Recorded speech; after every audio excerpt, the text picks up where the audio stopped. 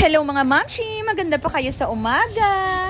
Ano naman kaya ang magagawa natin for today's video?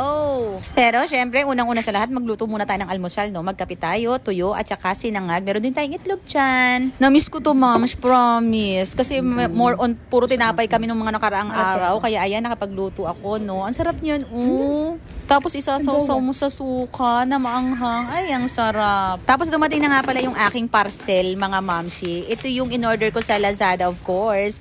Lazada is life. Nung nakaraan kasi, mga mamshi, nag-sale yung Landers. So, may uwi si Daddy Christian na mixed nuts. Nasarapan ako. Tapos naghanap ako sa Lazada kung magkano yun. So, ito na siya. Dumating na siya. Halo-halo na kasi siya, mga mamshi. Masarap siyang pang snack. Pak. Yan.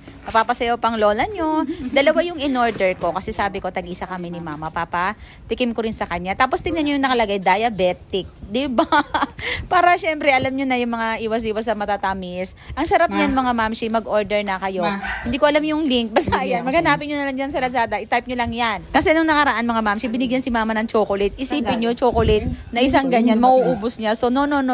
Yan na lang yung kanyang kain-kainin, kutkutin. Halo-halo siya. Yan yung pinakamasarap. Yan yung gusto ko, yung walnut.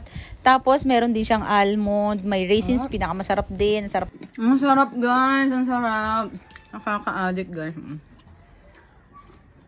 Diba? Pagkatapos mong lumamon, mga mamshi, ayan, gumawa kami rito sa bahay. Nagpa-deliver ako ng mga hollow blocks kasi nga, meron kaming gagawin dito sa bahay. Alam niyo naman, diba, paunti-unti. Ayun, yun yung gagawin namin. Haharangan na namin yan kasi para hindi na siya tumulo. At maging ano rin sa gagawin namin bubong. So, alam niyo naman dito sa bahay, kami lang dalawa ni Daddy Christian ang gumagawa. So, siya ang foreman, ang labor, day.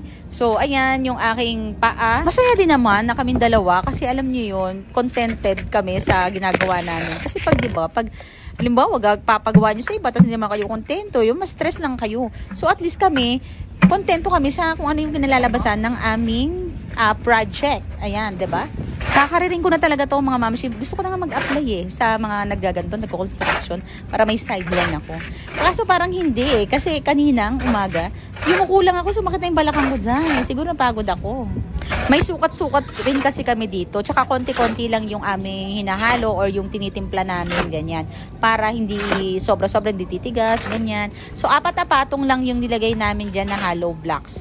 Kasi, tapos yung iba pala, yung luma, itinastas namin para mas matibay siya. Dagdagan namin ng mga bakal, ganyan. Tapos, mas pinaganda namin yung forma niya, ganon. At syempre, dahil napagod tayo, magme-merienda tayo. Nagluto ako ng cheeseburger. Tapos, eto, vitamin C, yan yung pero. Katapos nun, syempre, punta kami SM Bikutan, date din. Huy, alam niyo, ang galing niyo kumanta, pakinggan niyo, ha?